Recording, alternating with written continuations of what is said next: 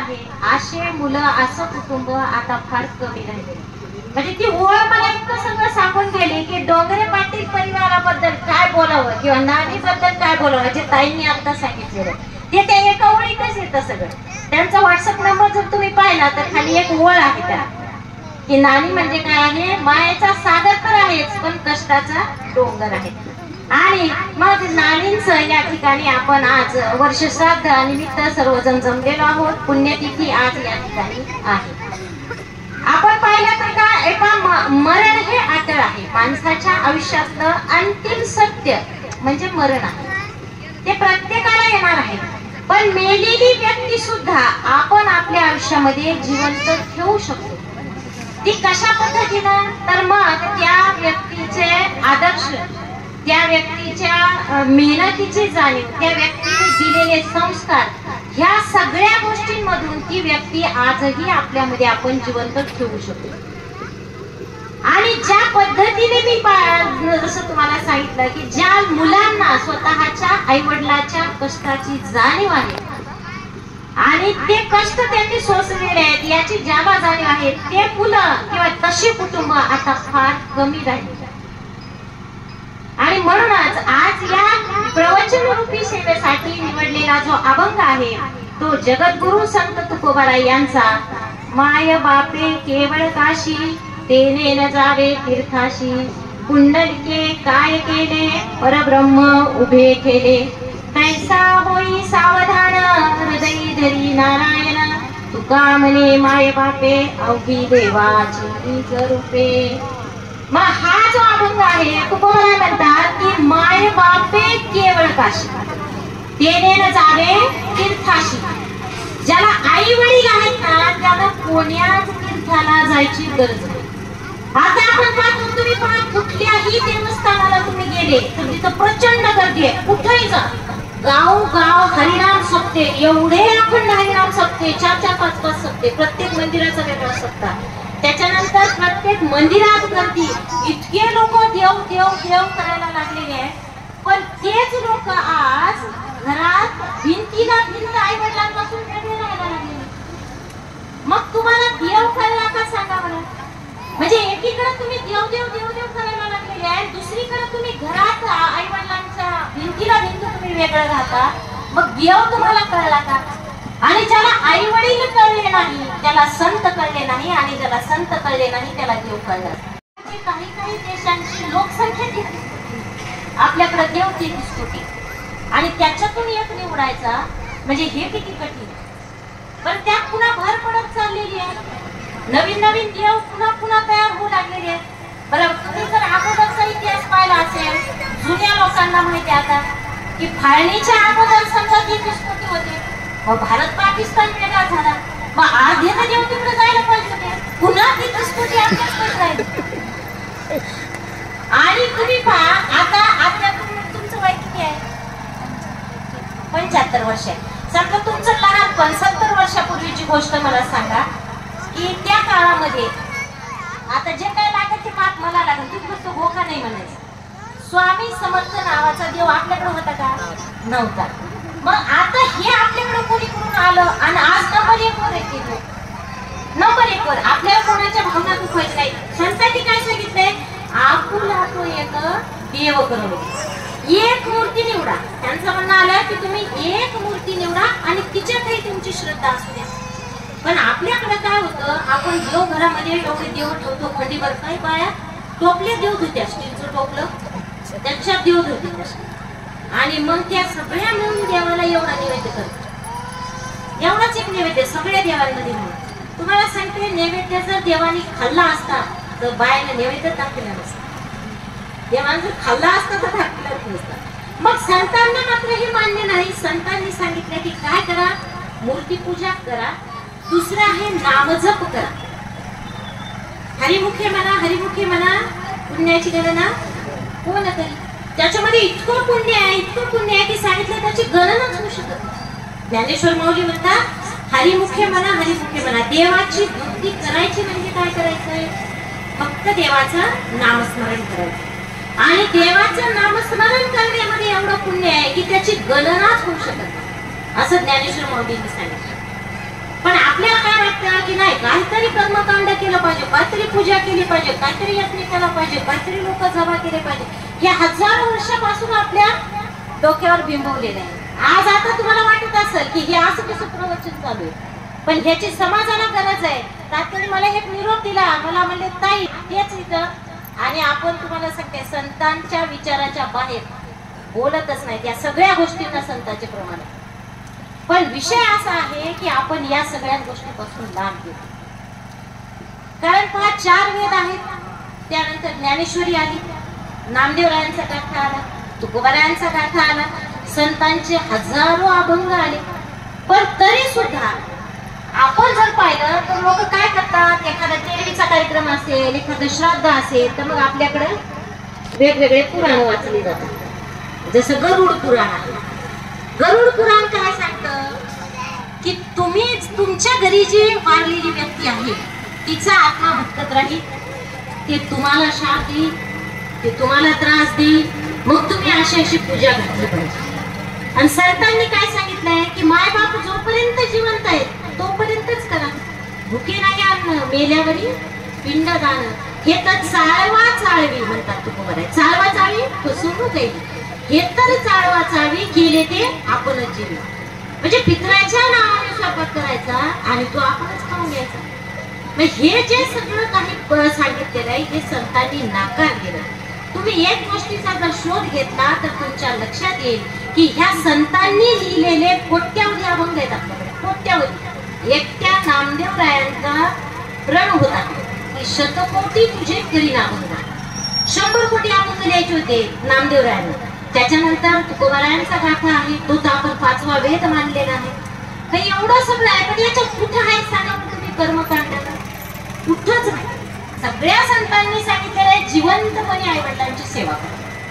पण मग काय झालं, एक विशिष्ट वर्ग जो आपल्यामधला आहे, जो स्वतःला श्रेष्ठ समजतो, त्या ब्राह्मण वर्गाला वाटलं की हे जे काही संतांचे अभंग आहेत, गाथा आहेत, याच्यात आपलं काय बने, आपलं तर काहीच नाही. मग गरुड पुराण आलं. तुम्ही गरुड पुराणाची उत्पत्ती जर पाहिली तर 200 वर्षापूर्वीचं गरुड पुराण. आणि संत कधी होऊन गेले आपले? नामदेवराय 12व्या शतकातले. संत चोखामेळा असतील, संत सावतामाळी असतील, संत नरहरी सोनार असतील, गोरा कुंभार असतील, तुकोबाराय नंतरचे समजा. पण हे बाकीचे. आणि गरुड पुराण कधी अस्तित्वात आलं? 200 वर्षापूर्वी, म्हणजे अलीकडे. जेव्हा ह्या लोकांना लक्षात आलं की याच्यात आपला काहीच हित नाही, आपला काहीच स्वार्थ नाही, त्यावेळी गरुड पुराण लिहिलं गेलं आणि ते तुम्हाला आम्हाला सांगितलं जाऊ. आणि मग त्यात असं सांगितलं जाऊ लागलं की तुम्ही जर असं नाही केलं तर असं होईल, तुम्हाला म्हणजे तुमचा आत्मा त्या घरच्याचा तो भटकत राहील. काका तुमचं वय काय आहे? 78. आता समजा बरं का, उद्या तुम्ही वाढते, तुम्हाला वाटेल का स्वतःच्या नातवाला त्रास द्या? स्वतःच्या पोराला त्रास वाटेल का? कोणता आत्मा असा आहे होत्या वाटेल मी माझ्या लेकराला त्रास द्यावा? तुम्ही हे आपलं ते याला करते नाशिकला ती पूजा टाकते, त्याला ते हे नारायण नागबळी का करायला सांगतात ते? आता तुम्ही समजा ठीक आहे ताते या विचाराचे, ताते उद्या गमत म्हणून जायचं एखाद्या माणसाकडे, त्याला म्हणायचं असं असं व्हायला आमच्या घरात, ते तुम्हाला सांगणार तुम्हाला पितृदोष लागला, पितृदोष आहे. आणि मग काय करावं लागतं तुम्हाला? आता नारायण नागबळी करावं लागेल. आणि नारायण नागबळी म्हणजे लुटाचे, तिथं आपल्याला माहिती आहे, ते सांगते एवढे पैसे भरा, बाकीचं सामान सगळं आमच्याकडे आहे, तुम्ही फक्त या. तिथं बी त्यांचे भांडणं होते, म्हणजे अक्षरशः मारामारी की हे गिराईक कोणाचे तिकून पाठवलेलं, कारण त्यांचं कनेक्शन इथपर्यंत असतं, त्यांचं जे नाशिकचं कनेक्शन आहे ते आपल्या गावापर्यंत आहे.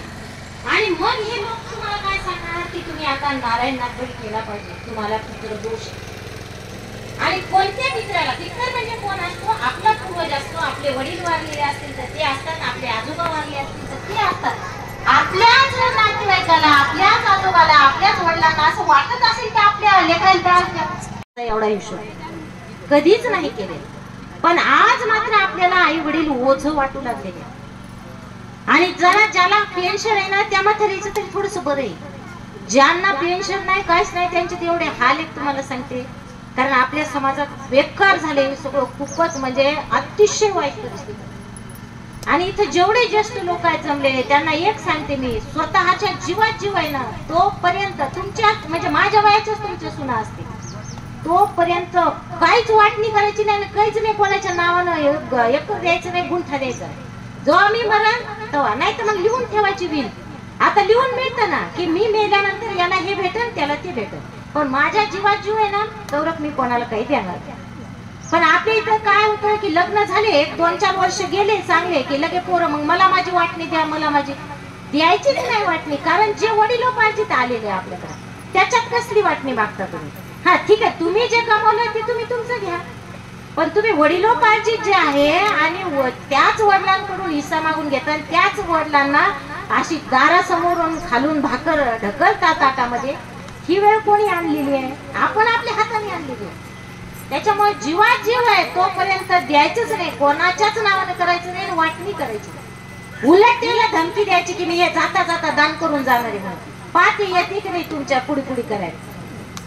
आज दुर्दैव असं आहे, हो ना, दुर्दैव तुम्हाला सांगते, तुम्ही कोणीही दवाखान्यात जा, वयस्कर लोक जर जिथं असतील ना, डोळ्याचं ऑपरेशन म्हणा काही म्हणा, तिथं जर थोडस वार्डात फिरून आलं तर तुमच्या लक्षात येईल की म्हाताऱ्याला विचारलं ना तुम्ही कोणा संग आले तर ते सांगतात आमच्या पोरीन दवाखान्यात आणलं, जावई आले. ते असं खूप कमी म्हातारे की जे म्हणतील आम्हाला पोरान दवाखान्यात आणलं. आणि तरी लोकांना पोरं पाहिजे, एक तरी मुलगा पाहिजे. कशाला पाहिजे का? म्हातारपणे हाल करून घे. तुम्ही सांगा, आता इथं बसलेल्या प्रत्येकाला मुलगा आहे, समजा मुलगा आहे, तो भिंतीला भिंत किंवा घरात राहतो, पण तो तुम्हाला विचारतो का तुम्ही आज गोळ्या घेतल्या का, तुम्हाला काय दुखायले? पण मुलीचा तुम्हाला संध्याकाळपर्यंत एक फोन येत असत की तुम्ही बरे आहेत का, तुम्ही गोळी घेतली का, हा तुम्हाला बरं वाटते का, किंवा तुम्ही काय हे करता. हे सगळं मुली लांब राहून विचारतात. पोरगा ज्या पोरासाठी तुम्ही देवाला नवसू करता, एक तरी मुलगा पाहिजे, एक तरी मुलगा पाहिजे, आणि ते मुलगा मसाल्यापणी फक्त तुमच्या कंबरड्यात लाटा घालतो तरीच मुलगा पाहिजे. तर हे सगळं जे आहे ते ओळखता आलं पाहिजे. आणि या सगळ्या गोष्टी आपल्या संतांनी मात्र हे सगळं नाकारलं. संतांनी सांगितलं की संतांनी सांगितलंय की तुम्ही काय केलं पाहिजे, तर आई वडिलांची सेवा केली पाहिजे. आणि अशा पद्धतीने जे लोक बाहेरच्या राज्यातून एक माणूस येतो आणि तुम्हाला सांगतो की महादेवाला पाणी घातलं पाहिजे, एक लोटा जल हर समस्या का हल. याच्या आधी आपण घालत नव्हतो का तुळशी महादेवाला पाणी? आता हे समजा या 3-4 वर्षात झालं, याच्या आधी घालत नव्हतो का? अहो तुळशीला पाणी घातल्याशिवाय जेवण करत नाही तर महिला आपल्याकडे बाया जेवण करत नाही. मग त्यानेच काय वेगळं सांगितलं आपल्याला? त्यांनी काय सांगितलं की एक लोटा जल हर समस्या का. कोणती समस्या हल झाली? आपल्या आयुष्यात प्रॉब्लेमच प्रॉब्लेम सगळे. आणि त्याचं इतकी हाल नाही त्याची लाल झाली, त्या कोट्यवधी रुपये घेऊन मारतात. तुम्हाला सांगतो एवढंच पोरग आहे 12वीचं, त्याचं 12वीला नापास झालं तुम्ही, ते म्हणतं हर समस्या का, पण त्याचं नापास बी झालं तर तुम्हाला सांगतो त्याची वैजापूर कथा झाली. आपले लोक इतके येडे की काही ऐकलं ना. त्याला ते जे पोरग आहे फक्त ते आता मारवाड्याचं आहे, खात्यात येते म्हणून चला जाणं तुला पोरग आहे बरोबर ते बसविलं का त्याला? कारण समोर बसलेले काही प्रश्नच विचारित नाहीत की तुम्ही असं का बोलतो. त्या पोराची वैजापूरला कथा झाली. म्हणजे मी इकडे 7 दिवस गुंतलेला असता तर तुला दुसरीकडे कथा सांग, ते पोरग गेलं 20-25 लाख रुपये घेऊन वैजापूर मध्ये. म्हणजे किती कमाल आहे. म्हणजे ठीक आहे प्रदीप मिश्रा त्याच्यामध्ये काही अनुभव असं, त्याचं वय 40-45 वर्ष आहे, त्याला काही वाचलं असं, 12वी नापास झालेलं पोरग मला 7 दिवस कथा सांगायले आणि तू ती कथा ऐकायले, त्याच्याच पायावर पैसे ठेवायले. किती तरी आणि ते आपल्याला सांगतो की एक लोटा जल हर समस्या का. त्याचं पोरग 5 रुपये सांगायला हे करूच नका, काय ते माझ्या शेवटी जाईल तुमचं. ते पोरग काय सांगते आता 5 लोटा जल, हे एक लोटा सांगितलं तर त्याचा बाप हे सांगते आता 5 लोटे जल. तुम्ही सर्च करा, राघव प्रदीप मिश्रा त्या पोराचं नाव आहे, युट्यूबला द्यायचं राघव प्रदीप मिश्रा नावानं आहे. म्हणजे तुम्ही सांगा तुम्ही येडे हे त्यानं ओळखून द्या, तुम्ही मॅड आहे, तुम्ही काही सांगितलं तर तुम्ही ऐकता म्हणून त्याला ते पोरग आणून बसवलं. नाही तर तुम्ही सांगा 17-18 वर्षाच्या पोराला काय ज्ञान द्यावं, त्याला काही अनुभव लागेल, त्याला काही वाचन लागेल, त्याला काहीच लागेल काहीच नाही. त्यांना माहित आहे की तुम्ही कशा पद्धतीचा विचार करता म्हणून त्यांना आता स्वतःचं पोरग पाठवला ना व्हॉट्सअपवर पाठव. आणि त्या कथा सुरू महाराष्ट्रभर सुरू होते ना आता काही ह्या सगळ्या गोष्टींची गरज आहे ना आपल्याला. महाराष्ट्रात काय झालं की तिथलं जे विश्वस्त मंडळ होतं त्यांच्यावर आरोप झाला की हे काय करायचे, शनिवार आला की समजा 1000-1200 लोकांकडून पैसे जमा करायचे आणि एक तेलाचा डबा द्यायचे आणि तेलाच्या डब्याचा फोटो, हे तुमचा तेलाचा डबा घेतला शनीला, उद्या तुमचा अभिषेक आहे, एकाच तेलाच्या डब्याचा फोटो 1200 लोकांना पाठवायचे आणि एकच अभिषेक करायचे आणि त्याचाच व्हिडिओ सगळ्या लोकांना पाठवायचे. मग तुमचा अभिषेक झाला कसा, ऑनलाईन. आणि या माणसाला समाधान कुठं, बसल्या ठिकाणी आपला अभिषेक कुठं झालाय, शनी शिंगणापूरला. आज शनिवारी आपला अभिषेक चालू आहे आणि पाहिले किती, तसे 1200 लोक पाहिले, 1200 लोक बघायले की आपला अभिषेक तिथं चालू. आणि जेव्हा हे सगळं उघड झालं, तुम्हाला सांगते दुर्दैवी गोष्ट आहे, असं व्हायला नव्हतं पाहिजे, पण त्या विश्वासातल्या एकाने आत्महत्या केली. कारण तुम्ही जगाला लाख फसवाल, तुम्ही जगाला फसवाल तुम्ही, की त्यालाही माहित होतं आपण फसवायलो लोकांना. पण ज्यावेळी तुमचं मन स्वतःचं मन म्हणते की तू हे चुकीचं केलं, त्यावेळी आत्महत्येशिवाय पर्यायच राहत नाही. त्या व्यक्तीने आत्महत्या केली मागच्या काही दिवसांपूर्वीची गोष्ट आहे. तर त्यांना आत्महत्याच करावी लागली का, कारण तुम्ही जगाला लाख फसवाल पण तुम्ही स्वतःच्या मनाला नाही फसवू शकत. आणि आजकाल प्रत्येक तीर्थाला हेच चालू आहे. म्हणून तुकोबाराय म्हणतात की माय बापे केवळ काशी तेने न जावे तीर्थाशी. तुम्हाला जर आई वडील असतील तर तुम्हाला कुठल्याच तीर्थाला जायची गरज नाही. पण आपण मात्र देवदेव करणं ही संकल्पनाच वेगळी आपल्याकडे. आपल्याला असं वाटतं की लय मोठ्या दिंडीत फिरलं, लय मोठे फोटो काढले. आता तर फोटोचं ते व्हिडिओचं इतकं वेळ झालं, तुम्हाला सांगते. काही लोक फक्त दिंडीत कशासाठी जाते, एक व्हिडिओ करते, एक फोटो, टोपी गिपी घालून चालली घरी वापस, आणि तेच सांगते महिनाभर आम्ही दिंडीत गेलो. मग या सगळ्या गोष्टी म्हणजे डुप्लिकेटपणा इतका आला ह्या सगळ्या गोष्टींमध्ये. आणि खरा जो परमार्थ आहे तो खूप मागे पडला. आणि या ठिकाणी मात्र तुकोबाराय हे पुन्हा सांगतात की हे सगळं जे आहे, तीर्थी धोंडा पाणी एका अभंगात, तीर्थी धोंडा पाणी देव रोकडा सज्जन. की तीर्थाला जाऊन काय करता तुम्ही, तीर्थी धोंडा पाणी, तिथं दगड धोंडे पाण्याशिवाय काही नाही. पण जर तुम्हाला खरोखरच देव पाहायचा असेल तर खरा देव कुठे दिसेल म्हणतात, ते देव रोकडा सज्जनी. एखाद्या सज्जन माणसामध्ये देव सापडेल. पण आता सज्जन माणूसच कुठं सापडावं सांगा.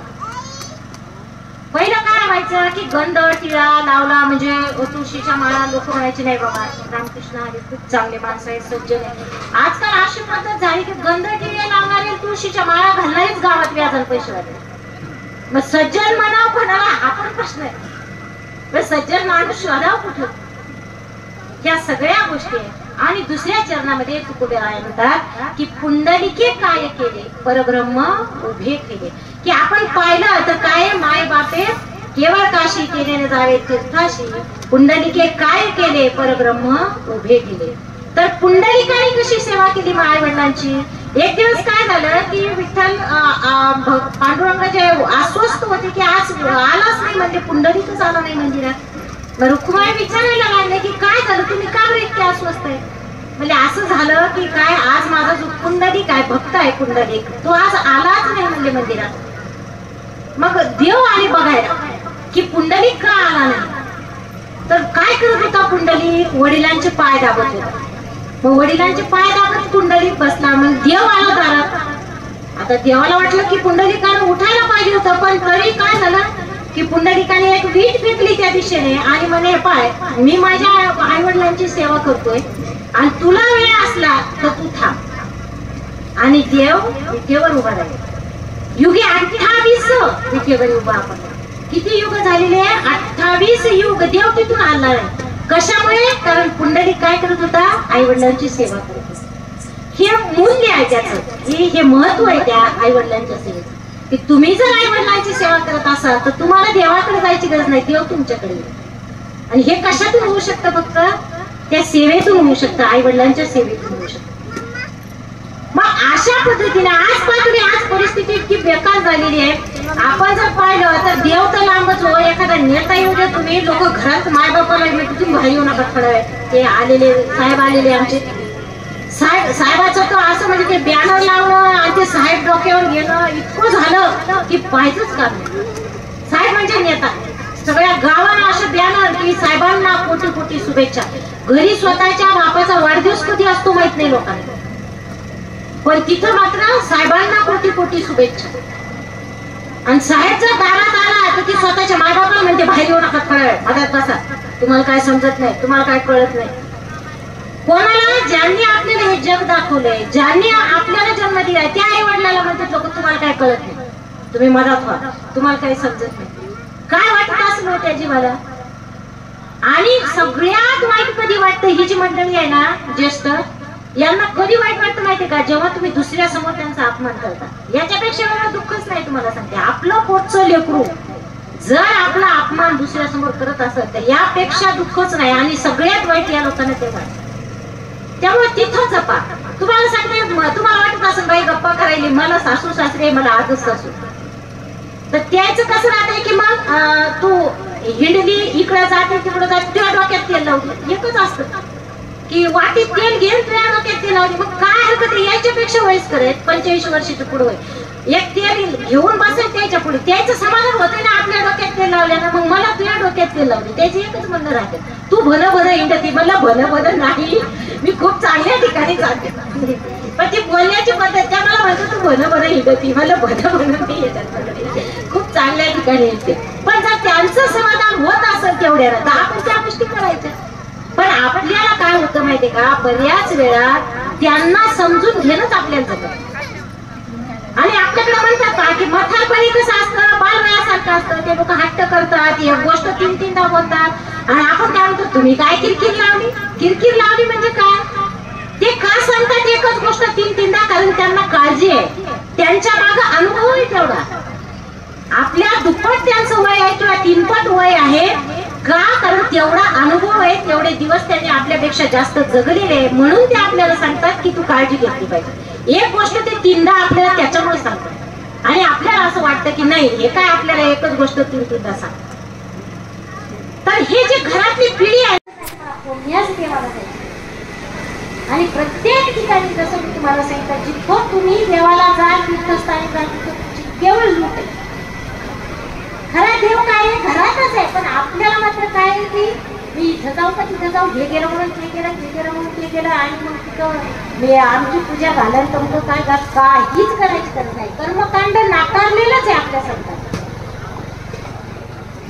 ज्ञानेश्वर माऊली स्वतः म्हणतात की योग याग विधी येणे नोहे सिद्धी, वायाची पाठी दंभधर्म. दंभधर्म म्हणजे खटाळेपणा आहे. त्यांनी सांगितलं, तुम्ही जर योग करत असाल, योग याग विधी येणे नोहे सिद्धी, हे नाही लागत देवाला, आणि हे जर तुम्ही करत असाल तर ते दंभधर्म. दंभधर्म म्हणजे खटाळेपणा आहे. त्याचा अर्थच तो होतो. दंभधर्म म्हणजे खटाळेपणा आहे. तुम्हाला जर वाटत असेल की मी लय मोठे यज्ञ करीन, लय मोठी लोक जेवू घालीन, 21 बामणाला कपडे करीन, आणि 500 लोक जेवू घालीन, यज्ञ करीन, देव खुश होईल, तर हे दंभधर्म, हा खोटारडेपणा आहे. तसं असतं तर गरीबाचा देवच राहिला नसतो. गरीबाचा देव राहिलाच नसतं ना. श्रीमंताचा झाला असता देव, गरीबाला तर काही हेच नसतं देवाजवळ. म्हणून ज्ञानेश्वर माऊली म्हणतात की योग याग विधी येणे म्हणजे योग करा, विधी करा, यज्ञ करा, हे काही लागत नाही. पण जसं तुम्हाला सांगितलं आता हे दादा म्हणजे की हे सगळं बामणाने सांगितलं, तर बामणाने का सांगितलं? कारण त्याच्यामध्ये त्यांचं स्वार्थ आहे. पण आज तर आपल्याला कळायला पाहिजे ना की आपण नेमकं संत जे चरित्र आहे ते वाटलं, संतांचे अभंग समजून घेतले पाहिजे. आणि ज्याला ते समजलं ना तर कधीच त्या नादी लागणार नाही. तुम्हाला तुम्ही जाऊ ते एखाद्या मंदिरात आणि घरावर स्वतः अभिषेक करून या, तुम्हाला नाही म्हणणार आहे का देव? पण आपल्याला हौस आहे ना, देव बाप्पा म्हणते लोक प्रथमचं काय भूदेव, आणि त्याच्याच पाया पडायचं. हे नाही माहित त्याचं धर्मवळचं रात्री. तुम्हाला माहित असेल शाहू महाराजांची गोष्ट. शाहू महाराजांच्या घरी पूजेला त्यांनी पाठवली, काही शिपाई पूजा होती. ती म्हणजे कोणता ब्राह्मण आणायचा, म्हणजे अशा अशा ब्राह्मणाला बोलून आणा पूजा आहे. ती म्हणजे अहो ते गेले बोलवायला, ब्राह्मणाची ती पत्नी आधीच त्रस्त होती. ते म्हणजे कुठे गेले म्हणजे तुमचे ते बुवा पूजा आहे म्हणजे राजवाड्यात बोलवलं. ती म्हणजे बसला असेल त्या राठेच्या घरी. अरे म्हणजे कुठं? ते म्हणजे त्यांनी एक बाई ठेवलेली आहे. म्हणजे हाय का? आणि मग हे लोक म्हणजे अहो म्हणजे असं कसं, ते ब्राह्मण कुठे आहे? तर ती बाई म्हणजे बसला असेल राठेच्या घरी. आणि मग गेले शिपाई तर किती तू बाहेर आला. आणि मग ते म्हणजे तुम्ही काय करा, तर आंघोळ करा. ते म्हणजे नाही, तुम्ही शुद्ध आहेत म्हणजे मराठी, तुमच्या घरी पूजा वेदोक्त पुराणोक्त हे प्रकार 2 पूजेचे. ते काही ठिकाणी वेदोक्त असतात, काही ठिकाणी पुराणोक्त असतात. ते म्हणजे आम्हाला आंघोळ करायची गरज नाही, म्हणजे तुमच्या घरची पूजा करायला तुम्ही नाहीच. म्हणजे तुम्ही मराठी शूद्रच आहेत तुम्ही. ते त्यांच्या पूजा वेगळ्या असतात. मी एका लग्नात गेले ते मंगलाष्टक सुद्धा वेगळे आहेत त्यांचे. फक्त शेवटचं मंगलाष्टक एक म्हणतात की तुम्ही ब्राह्मणाच्या लग्नात गेले असेल. ब्राह्मणांच्या लग्नात गेलेले कधी? ब्राह्मणांचं लग्न ऐकलेले का? फक्त शेवटचं वाजंत्री गहू कल्पना करणे ते एकच मंगलाष्टक सारखे. त्यांचे 4 मंगलाष्टक वेगळे. आपल्याकडे ते वेगळे मंगलाष्टक म्हणतात, त्यांच्या लग्नात वेगळे मंगलाष्टक. मला योग आला मी म्हणून ऐकू लागले. तुम्ही येत वेगळंच आहे, आपल्याकडे वेगळंच म्हणते. तर ते फक्त शेवटचं मंगलाष्टक सारखं म्हणते, बाकी पहिले 4ही मंगलाष्टक वेगळे. आणि तरी एवढं होऊन आपण जर सुधरत नसू तर मग किती अवघड. आणि हे जसं मी तुम्हाला सांगितलं, याच्यात कमी होण्याऐवजी भर पडत चाललेले बघतो. तुम्ही काय केलं पाहिजे? आपला संप्रदाय माना ना. जसं संतांशिवाय दुसरा देव मी मानत नाही. त्या देवाचं वैशिष्ट्यच ते का इतर देवाचे न पाहो तोंड. एक आमचा विठ्ठल प्रचंड, इतर देवाचे न पाहो तोंड. का नको पाहायचं सांगितलंय नामदेवरायांनी? कारण तुम्ही पहा, जेव्हा मी तुम्हाला सांगितलं त्यांनी वारकरी संप्रदाय स्थापन केला, भागवत धर्म स्थापन केला, पण याला एक देव द्यावा लागला होता. जसं मी तुम्हाला सांगितलं आपल्याकडे 33 कोटी देव, आता त्याच्यातून एक निवडायचा. प्रतीक तर द्यावं लागणार आहे ना. नवीन धर्म स्थापन केला, जसं आता बौद्ध धर्म स्थापन झाला, गौतम बुद्ध त्याचं प्रतीक आहे. आता वारकरी धर्म स्थापन झाला, त्याला प्रतीक लागणार होतं. खूप विचार करून नामदेवरायांनी पंढरपूरचा पांडुरंग हे प्रतीक निवडलं. आणि आजही म्हणलं जातं की जेव्हा नव्हती गोदागंगा तेव्हा होती चंद्रभागा. चंद्रभागा कधीपासून? आणि युगे 28 कधीपासून उभा आहे तो पांडुरंग? युगे 28 आणि सगळ्यात महत्वाचं, काही देवांना पहा तुम्ही 3 तोंड 8 हात. तसं काय आहे का पंढरपूरचा पांडुरंग? फक्त 2 हात आणि तेही निशस्त्र. कुठलं शस्त्र नाही त्या देवाच्या हातात. शस्त्र नाही म्हणजे किती विचार करून देव निवडलाय, किती विचार करून ते प्रतीक निवडलंय. आणि तिथं आजही कर्मकांड नाही. पंढरपूरला जर तुम्ही गेले तर तुम्हाला कुणीच सांगत नाही की इथं तुम्ही काय पूजा करा, अभिषेक करा. आजही आपले गाव खेड्यातून जाणारे लोक म्हणतात 2 हात आणि 3 मस्तक. तिथं काहीच लागत नाही.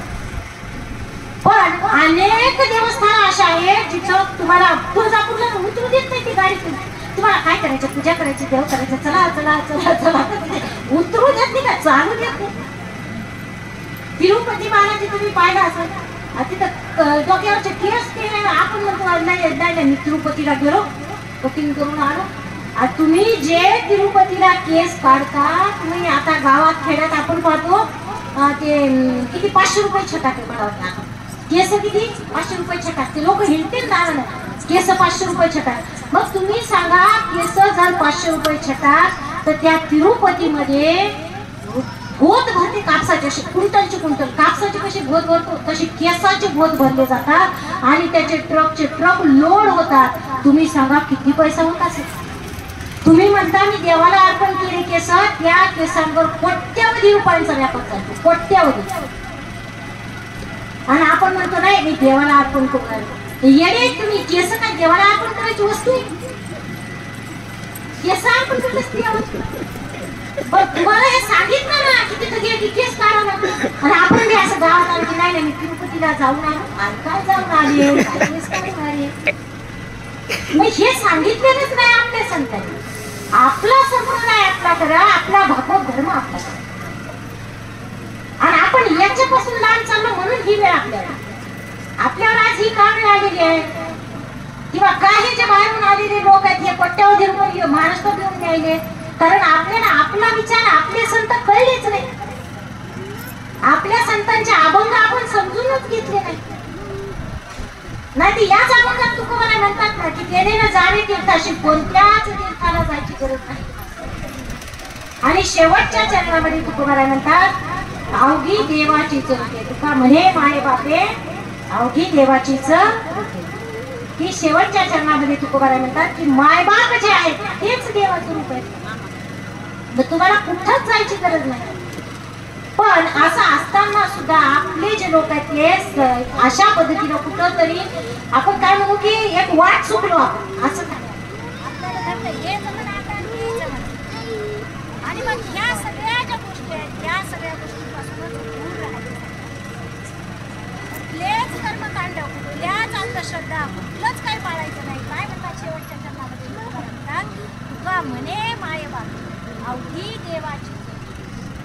आई वडील हेच देवाचं रूप आहे, तुम्हाला दुसरं काहीच करायची गरज नाही.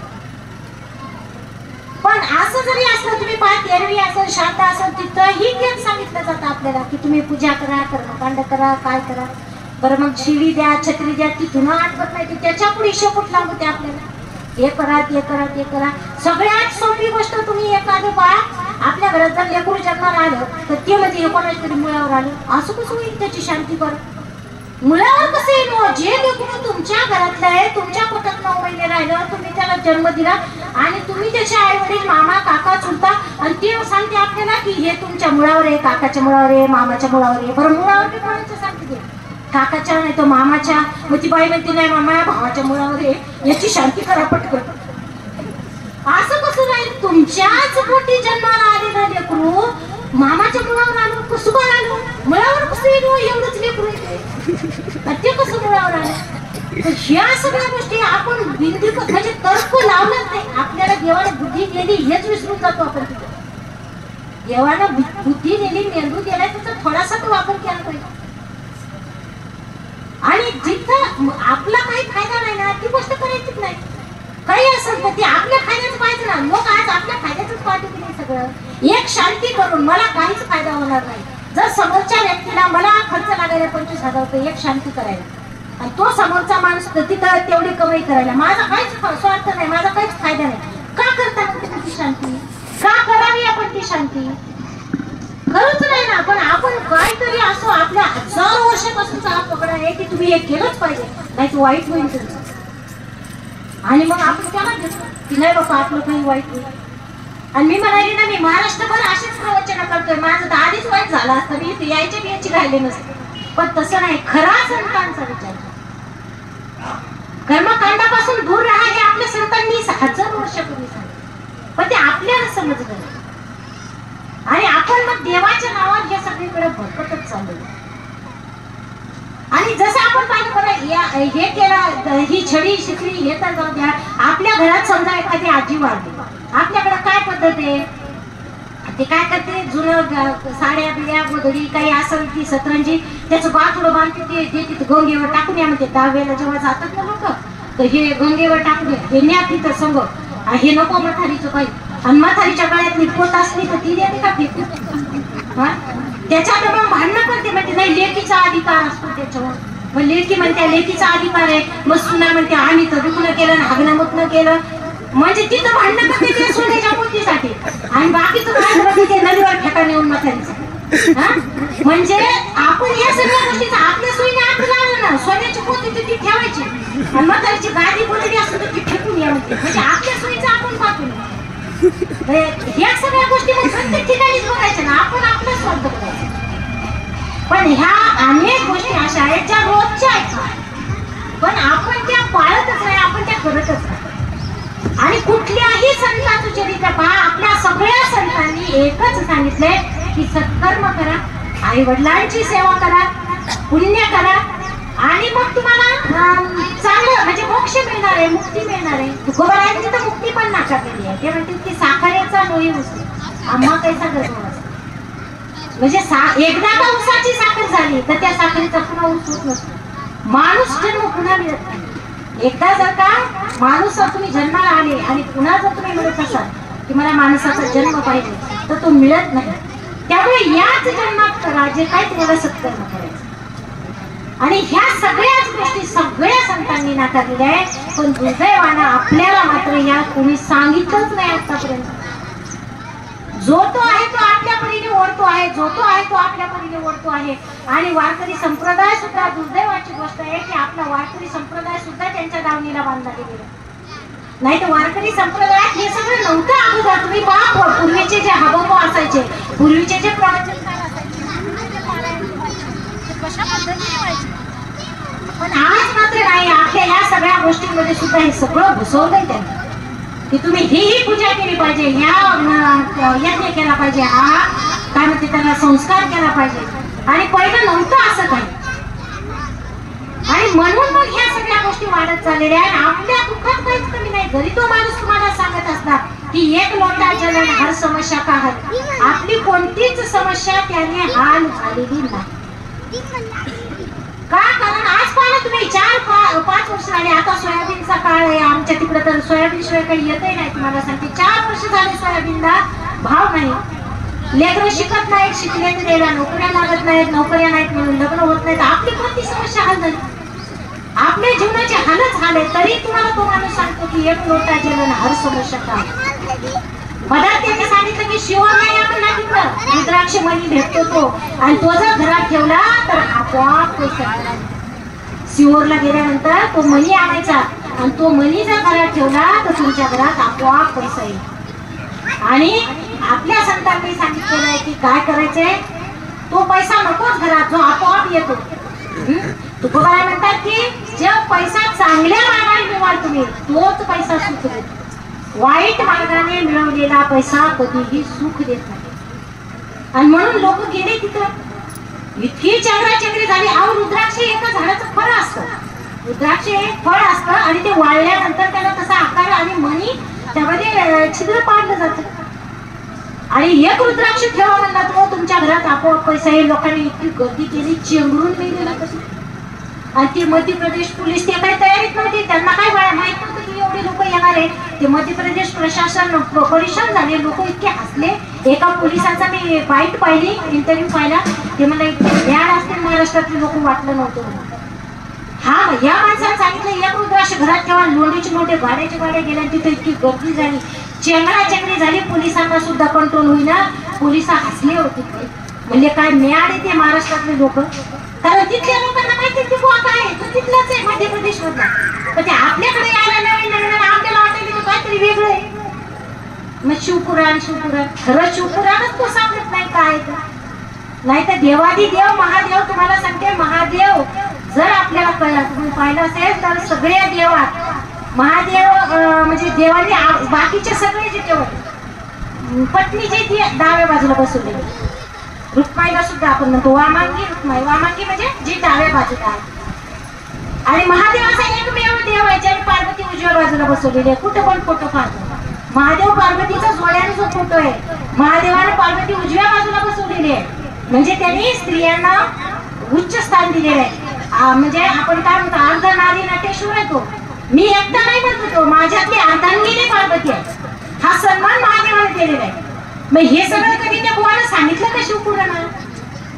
किंवा ज्या महिला ऐकायला जातात त्यांना तरी विचारा तुम्ही की पुराण ऐकलं 7 दिवस तर नेमकं काय ऐकलं, त्याला सांगताच येत नाही काय ऐकलं. एखादी महिला 7 दिवस शिवपुराण करून आली ना, तिला विचारायचं की 7 दिवस काय ऐकलं, बाबानं काय सांगितलं, त्याला सांगताच येत नाही काय ऐकलं.